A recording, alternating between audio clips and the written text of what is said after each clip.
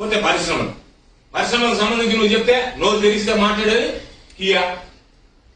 ఏది మాట్లాడు, కూర్చున్నావా Kia, నిలబడ్డావా Kia, అన్నం తిన్నావా కియా, పడుకున్నావా కియా, మంచినీళ్ళు తాగావా కియా. కియా పరిశ్రమ యాజమాన్యం లేఖ రాసింది. ఆ లేఖని బుగ్గన రాజేంద్ర రెడ్డి గారు అసెంబ్లీ సాక్షిగా చదివి వినిపించారు. వాళ్ళు ఏమని రాశారు, మాకు ఆంధ్ర రాష్ట్రంతో సంబంధం అనేటువంటిది స్వర్గీయ రాజశేఖర రెడ్డి గారు ముఖ్యమంత్రిగా ఉన్నారు, వ్యవసాయం నేనే చేశా, పరిశ్రమలన్నీ నా వల్ల వచ్చాయి. ఈరోజు జగన్మోహన్ రెడ్డి గారు వచ్చిన తర్వాత పరిశ్రమలు వేలిపోయినాయి. నేను 1000 కోట్లు 1,00,000 కోట్ల రూపాయలు పెట్టుబడి తెచ్చా, లక్షల మందికి ఉద్యోగాలు. నువ్వు 1000 కోట్ల రూపాయలు 1,00,000 కోట్ల రూపాయలు పెట్టుబడి తెస్తే లక్షల మందికి ఉద్యోగాలు ఇస్తే ఎందుకు నువ్వు చెప్పుతో కూడా పంపించారు? జనం ఎందుకు ఓడిపోయావు? నువ్వు 3 ఎంపీలు 23 ఎమ్మెల్యేలతో. కారణం జరిగినటువంటి లోపాలు, నువ్వు చేసినటువంటి విధానం, నీ పరిపాలన తీరు చూస్తే ప్రజలు నియాసించుకున్నారు, ఆశ్రయించుకున్నారు, పనికిరావనుకున్నారు, తనివేశారు. దాన్ని నేను ఎదుర్కొనేటువంటి చిత్తూరు బస్టాండ్ తెలియదా, చిత్తూరు రైల్వే స్టేషన్ తెలియదా, తిరుపతి రైల్వే స్టేషన్ తెలియదు, నీ బ్రతికెట్టాను తెలియదు. నువ్వు ప్రత్యేకంగా చెప్పి ప్రతి ఒక్కరిని చేయలేకపోయా. మొత్తం ఏ విధంగా అయితే నువ్వు ఆ రోజు ప్రవర్తించావో అమరావతి అని చెప్పి అమరావతి రింగ్ రోడ్ దగ్గర నుంచి అమరావతి రాజధాని దగ్గర నుంచి ఇచ్చిన జగన్మోహన్ రెడ్డి గారు 15,000 ఇచ్చాడు అమ్మఒడికి. నేను ఎంతమంది ఉంటే అంతమందికి ఇస్తా. జగన్మోహన్ రెడ్డి గారు 13,500 ఇచ్చాడు వైఎస్ఆర్ రైతు భరోసా, నేను 20,000 ఇస్తా. అక్కడ కర్ణాటకలో మహిళలకి ఉచితంగా బస్సు సౌకర్యం కల్పించారు, తెలంగాణలో ఉచితంగా బస్సు సౌకర్యం కల్పించాడు, నేను కల్పిస్తా. నీ స్వతహాగా నీ తెలివితేటలు, నీ బుర్ర ఏ రోజైనా ఉపయోగించి రాష్ట్రంలో ఉండేటువంటి పరిస్థితులు, ఈ రాష్ట్రానికి ఏం కావాలి, ఈ రాష్ట్ర ప్రజలు ఏం కోరుకుంటున్నారు, రాష్ట్రంలో ఆర్థికమైనటువంటి పరిస్థితులు ఏ విధంగా ఉన్నాయనేటువంటిది ఆలోచన చేసి వాటికి అనుగుణంగా ఇదిగో నేను ఈ కార్యక్రమాన్ని తీసుకొస్తున్నా, ఈ సంక్షేమ పథకాన్ని ప్రవేశపెడుతున్న జగన్మోహన్ రెడ్డి గారు ఈ రోజు ఎన్ని రకాలైనటువంటి సంక్షేమ, దాని తీరు వేరుగా ఉంటుంది. వర్గాలు ఉండాలా, ఆ వర్గంలో ఒక వర్గం నాకు ఓటయ్యా. నువ్వు ఏ రోజైనా సరే అధికారం కోసం పనిచేసావా, ఆదాయం కోసం పనిచేసావా?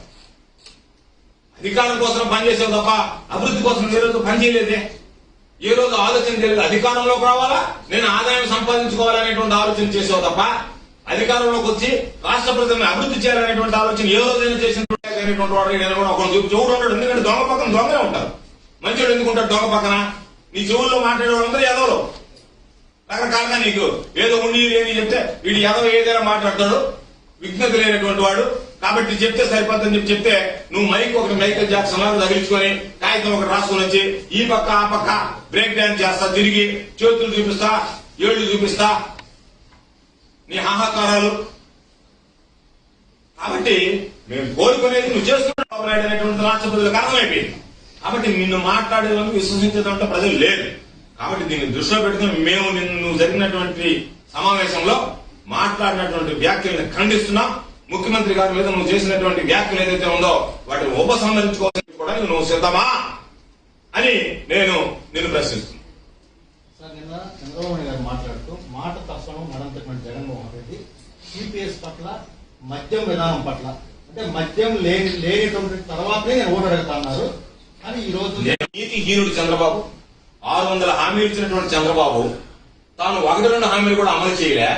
జగన్మోహన్ రెడ్డి గారు ఇచ్చినటువంటి హామీలు అన్ని అమలు చేస్తే అమలు కానటువంటి 1-2 హామీల గురించి ఏదో హామీ ఇచ్చాం. అప్పుడు ఇచ్చినప్పుడు దానికి సంబంధించినటువంటి సమస్యలు ఉంటే జగన్మోహన్ రెడ్డి గారు క్లియర్గా చెప్పాడు, వాటి గురించి వివరించాడు. ఏ కారణం వల్ల ఇవ్వలేకపోతున్నాం, అందుకే మేము ఇప్పుడు 100% అని చెప్పలేదే, 99% చేశాం. సంక్షేమ పథకాలు అన్ని చెప్పినటువంటి విధంగా అందించామని. కాబట్టి ఎంతసేపటికి చంద్రబాబుకి తాను ఎగ్గొట్టిపోయినటువంటిది కనిపించడంలే. చెప్పు, ఇది కూడా చెప్పు. ఇదిగో నేను 600 హామీలు ఇచ్చా, 6 కూడా అమలు చేయలేకపోయా. జగన్మోహన్ రెడ్డి గారు 600 హామీలు ఇచ్చాడు, 2 అమలు చేయలేకపోయా. అదే బహిరంగంగా చెప్పు. నువ్వు జగన్మోహన్ రెడ్డి గారు చేయలేకపోయినటువంటి హామీలు గుర్తిస్తానన్నా ఇవ్వలేదు చెప్పు అన్నమాట. ఎక్కడన్నా ఆ మాట గురించి మాట్లాడుతున్నావా? అన్ని నిలబెట్టుకున్నా, అన్ని హామీలు నిలబెడితే నేను ఎందుకు మామూలుగా తరిగి కొట్టారు రాష్ట్ర ప్రజలు. కాబట్టి దీన్ని దృష్టిలో పెట్టుకున్నప్పుడు చంద్రబాబు నాయుడు మాటల్లోనే ఎంత జగన్మోహన్ రెడ్డి గారి పరిపాలన సమర్థవంతంగా ఉందనేటువంటిది చెప్పకనే చెప్పేటువంటి పరిస్థితి. నువ్వు మహా అంటే ఆ 2 చెప్తున్నావు. ఏది సంపూర్ణ మద్యపాన నిషేధం ఒకటి చెప్తున్నావు, ఇంకొకటి దీనికి సంబంధించి సిపిఎస్, ఓపీఎస్, జీపీఎస్ అని. జగన్మోహన్ రెడ్డి గారు అన్నిటి స్పష్టత ఇచ్చాడు. సిపిఎస్ అనుకున్నాం, రద్దు చేశాం, ఓపీఎస్ అడుగుతున్నారు, ఓపీఎస్ బదులు జీపీఎస్ ఇచ్చామనేటువంటి దాని మీద, ఎందుకు ఇస్తున్నాం అనేటువంటి దాని మీద కేబినెట్ లో, అసెంబ్లీలో, బయట అన్ని దగ్గర కూడా స్పష్టత ఇచ్చాడు. కాబట్టి ట్రాన్స్పరెంట్ గా ఉండేటువంటి పరిపాలన. వాటన్నింటిని పక్కన పెట్టి నువ్వు చేయలేకపోయినటువంటి వాటి గురించి చెప్పలేక నువ్వు ఎంతసేపటికి 1-2 జగన్మోహన్ రెడ్డి గారు అందుకే చెప్పాను కదా, లేకపోతే 100% అనుకున్నా 99% అమలు చేశామంటే ఇచ్చినటువంటి వాటిలో మెజారిటీ ప్రజలకు ఇచ్చినటువంటి వాగ్దానం నేను చేయలేకపోయా, జగన్మోహన్ రెడ్డి గారు చేశాడు, నీకు నోటు రాదు. సార్, ఈ రోజు సోమిరెడ్డి చంద్రమోహన్ రెడ్డి గారు కృష్ణపట్నం పోర్టు మీద సంచలన వ్యాఖ్యలు చేశారు. ఏదైతే కంటైనర్ కార్కు వెళ్ళిపోతుంది. డర్టీ కార్గో మాత్రమే మనకి ఇక్కడ మిగలబోతుందని. ఇప్పుడు ఇతనికి రుణమాపనం ఇవ్వాలి, జరగాలి. ఎన్నికల దగ్గరికి వచ్చాయి కాబట్టి బ్లాక్ మెయిల్ పాలిటిక్స్ లో భాగంగా ఏమి నువ్వు ఎందుకు దానికి సంబంధించినటువంటి దాంట్లో ఒకవేళ వాడు నిజంగా జరుగుతుంటే వాళ్ళ దృష్టికి తీసుకువెళ్ళావా? మేము ముందుగానే మాట్లాడాం. మొత్తం కూడా ఒక్కసారి తీయడం లేదు. ఆపరేషన్ కి సంబంధించి వెసల్స్ ఇక్కడికి రావడానికి ఇబ్బందిగా ఉన్నటువంటి మారుస్తున్నామని చెప్పారు. దానికి సంబంధించి ఎప్పటికప్పుడు వాళ్ళ సీఈఓతో మొట్టమొదటి దాదాపుగా ఒక 4 రోజుల క్రితమే ఈ చర్యలు తీసుకుంటున్నారన్నప్పుడు మాట్లాడాం. సోమిరెడ్డి పాప ఈ రోజు ఒక 4 రోజులు చూసి కరప్షన్ కోసం వాళ్ళని బెదిరించడానికి బ్లాక్ మెయిల్ చేయడానికి పత్రికా విలేకరుల సమావేశం పెట్టి మాట్లాడారు. నువ్వు దాని విషయంగా తీసుకున్నటువంటి చర్యలు ఎందుకు చెప్పు? వాళ్ళకి ఏమన్నా లెటర్ రాసావా? వాళ్ళకి ఏమన్నా మాట్లాడావా? వాళ్ళకి ఏమన్నా చెప్పావా? పత్రికా విలేకరుల సమావేశం పెట్టడానికి ఇదిగో నేను కిరాయి వ్యవహారాలు నడపడం రుజువు చేసినటువంటి ఆ సిద్ధాంతాన్ని, కొత్త సిద్ధాంతాన్ని రుజువు చేసినటువంటి వాడు కిరాయి సోమిరెడ్డి. మామూలుగా అంగన్వాడీ కార్యకర్తలకు సంబంధించి ప్రభుత్వం కూడా సానుభూతితో ఉంది. అందుకనే ప్రభుత్వం దానికి సంబంధించినటువంటి మనం ఈ రాష్ట్రంలో ఈ దేశంలో ఇచ్చేటువంటి అన్నిటిలో కూడా గౌరవప్రదమైనటువంటి జీతం ఇస్తున్నాం. మరలా జీతం పెంచాలనేటువంటి ఆలోచన కూడా ఉంది. దాని మీద మీరు నమ్మండి, విశ్వసించండి.